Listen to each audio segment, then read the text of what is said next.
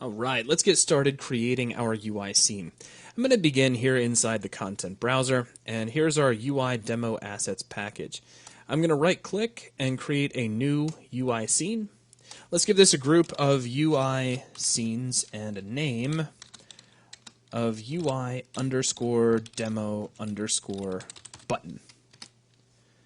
And we click OK, and we get a blank icon, and in the background, the UI scene editor opened up as well. So let's go ahead and close out the content browser, and I'll take the UI scene editor and maximize this out to full size. Now, the first thing I'm going to do is actually reach over here and switch off the container outline. That way we can see a blue outline for the viewport. It's just a little easier for me to see.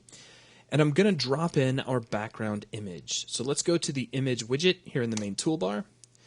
Now I want to drag this from corner to corner. By default, it looks like my drag grid is set to 8. So I'm going to set that way down to like 32.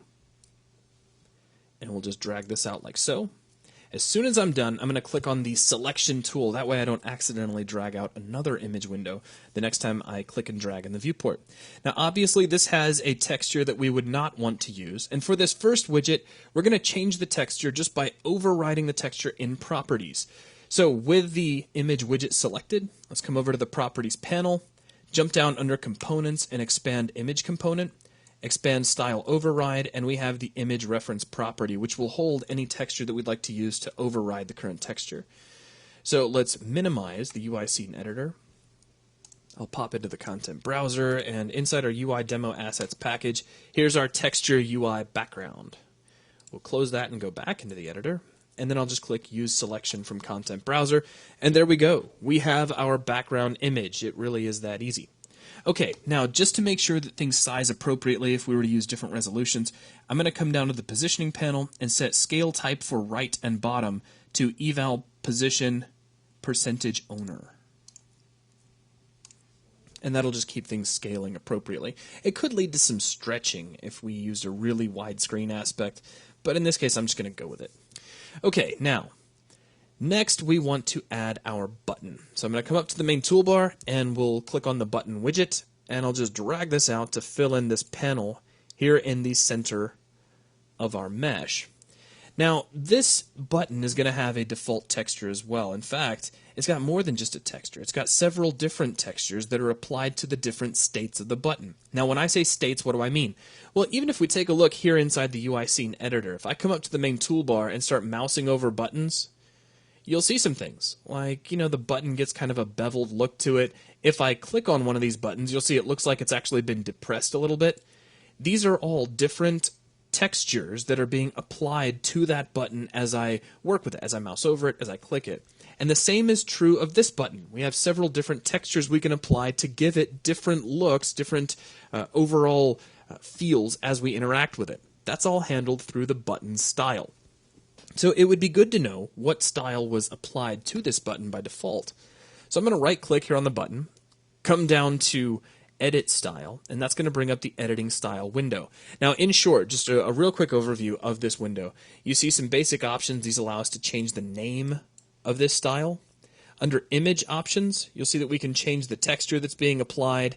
We can change the alignment both horizontally and vertically, and we can see a preview. Now, as I click up here in the upper right, we can select all of the different states, and you'll see that we have different textures assigned to different states. So if we mouse over this object, or when it has focus, I should say, it gets this red outline. When it's pressed, it goes completely black. We have many different settings for the button given its different states. Now, I don't want to change any of this because I don't want to change any default settings. So what we're going to do instead is cancel out of here. And the key thing that I wanted you to get out of that, in fact, I should probably point it out one more time, is that we're using the button background style. So we use that window just to identify our style. And if we take a look here inside the Styles tab of the Scene Tools panel, you'll see the button background style. Now, I don't want to edit that, as I mentioned, but we can make a copy of it and edit the properties of the copy. So I'm going to right-click, come down to Create Style from Selected. Now we need to give this a unique tag and a friendly name. So we'll give this a unique tag of pulsing underscore button and a friendly name of just pulsing button with a space. Click OK, and here we are. Has all the same settings, and now we can start to override these. What I'm going to do is check pressed, focused, enabled, disabled, and active, and make sure that they are all selected. In doing so, any properties that I change will reach across to all of the different states, and that's important to keep in mind. Now, let's make sure that we take the alpha value. I'm going to pull that up to 100, so we get full on our alpha. Let's also change our default texture. So I'm going to click on the little magnifying glass, which will bring up the content browser, scroll down in our package back to the UI demo assets package, and we'll grab m_UI button. You're not limited to just sticking textures in here. We can use materials as well. So we'll click on the use selected object in content browser button, little green arrow, and there we go. Now, this isn't exactly what we had in mind, and I want to prove that to you before we do anything else. So I'm going to click OK, and it says you have modified data for an unchecked state. Leaving the state unchecked will cause it to be reverted to the parent value style, and that should be okay in this case because we're not actually using the targeted tab button. So we'll click OK. Now, currently we don't see anything update because we have yet to apply this style to our actual settings. So I'm going to right click, come down to select style, and now from the drop down you'll see pulsing button. Choose that, and we do get a pulsing button, but notice it doesn't have that beveled effect. It doesn't have any rounded corners. It's just a pulsing swatch of color. That's not what we were looking for. Now the fix to this rests within our style. So let's grab pulsing button, double click it to open it back up. Now just to be on the 100%, make sure I've covered everything because I don't like seeing error windows. We don't really need the targeted tab button, but I'm going to go ahead and grab it and make sure that we assign to that as well. Now, before I make any changes, I'm going to make sure that I have select all of my states. You don't always have to do this. If you want to have different results for different states, such as when you click on something you want the texture to change or anything like that, then you'll want to click on these individually while you make changes, so you can change each individual button. However, I'm just going to change everything uniformly just for the sake of simplicity on the video. Now, back to this problem of just having a solid swatch of color. The problem lies right here in our alignment area. The horizontal and vertical alignments, check out the sample position and sample size. Sample position horizontally is 32 pixels in, and we're only sampling 30 pixels. Here we're going 33 pixels in and only sampling 32 pixels. We need to know the resolution of our actual texture. So what I'm going to do is minimize the UIScene editor for just a moment, jump into the content browser, and let's double click on our, actually we don't even have to double click, check it out, right here at the bottom. It says streamed 128 by 256. So that gives us the dimensions right there. So back over inside the UIScene editor, we'll take sample position, set that to 0.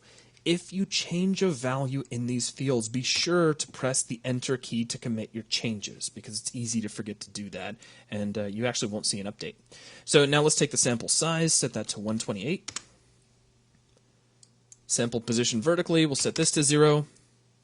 And our sample size, we will set this to 256 and press Enter, and there we go. We now have everything nicely aligned. Now, I would like to test this out before we go any further. There's a nice way you can test these. I mean, generally, you're going to get your results right here inside the editor, but it's a good idea to test every now and then. So go ahead and close the UIScene editor and save your package. Please save your package.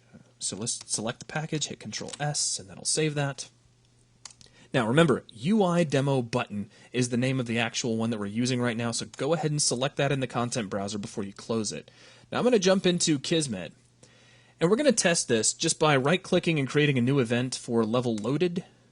Then we'll right-click again, go into New Action, jump down to UI Scenes, and you'll see Open Scene. This is really straightforward. It just means that when the level loads and is visible, we're going to open up a UI scene.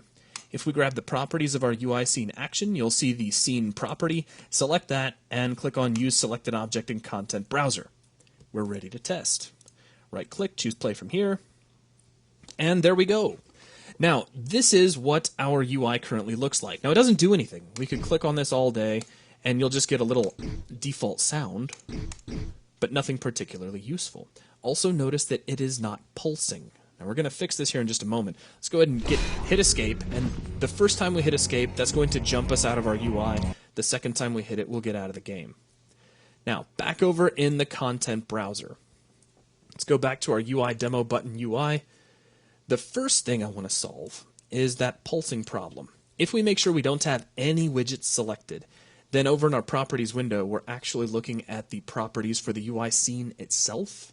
And if we scroll down, you're going to see pause game while active. If we turn that off, close, save our package, and then try out the level again, we're getting our music and we're getting our pulsing button. So I can hit escape and jump out. So now that's working. Our next step is going to be to add some functionality to our UI scene. So let's double click on the UI scene once again. Now to add functionality is very easy. It's all handled through Kismet, but keep in mind that what you're about to see is a special Kismet. It's UI Kismet, and it doesn't have all of the functionality of full level Kismet inherent, but we can link over and actually use our level Kismet, and I'll show you how. To access this, just double click on your button, and here we are inside the UI Kismet. Now you'll notice that we have several different sequences just for this button, and basically it's a set of sequences for each state. So as the button goes into its different states, you can have all sorts of different things take place.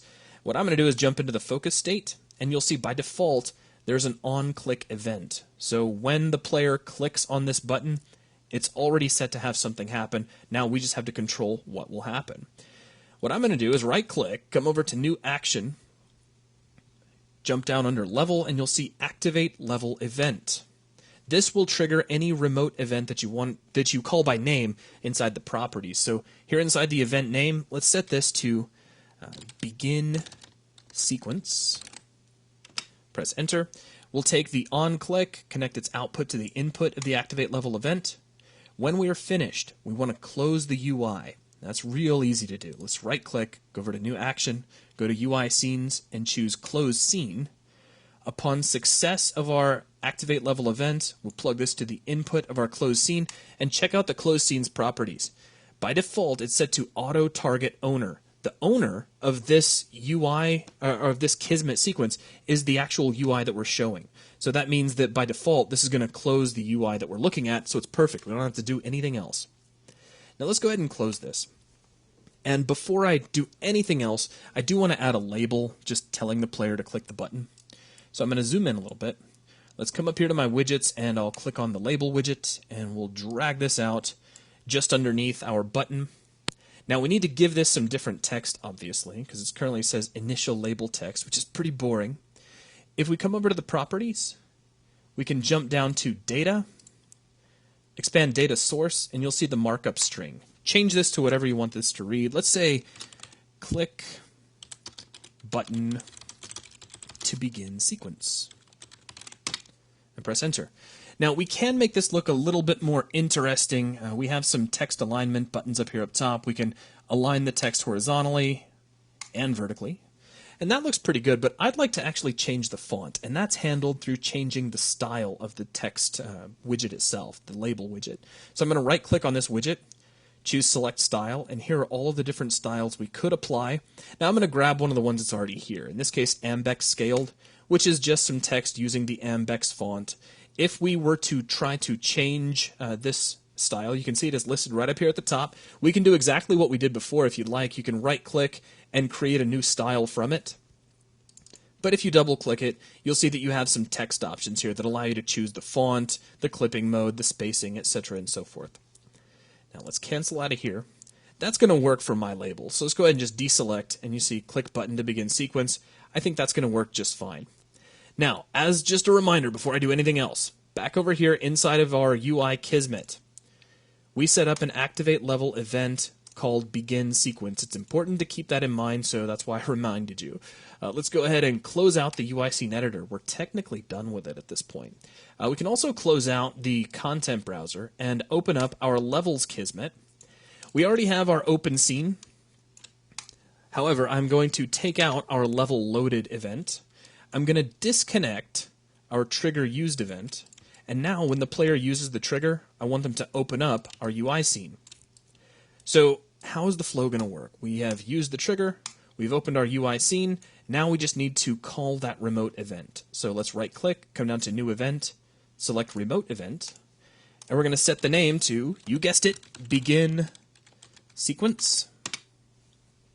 Now, the little green checkbox will not update here because UI Kismet and actual level Kismet, they can talk to each other, but they kind of exist in two different worlds, so don't look for this to actually update. And we can plug this into Enable. We can plug it into Play Music, and play. And we should be done at this point, so let's give this a quick test. We'll run up to our switch, use it, and we see our UI scene. Let's go ahead and click the button. And it looks like everything's working great. Unit in position. Now everything else is really just a result of the Kismet, so I'm going to go ahead and skip out of that. The important thing is that we were able to quickly create a UI scene, give it some functionality, and get it integrated into the level. So I hope this gives you some basic grounding so that you can go in and start experimenting on your own, building your own UI scenes, and using them as a way to add a new level of interactivity to your games and levels. That's going to wrap things up for this video. Thanks a lot.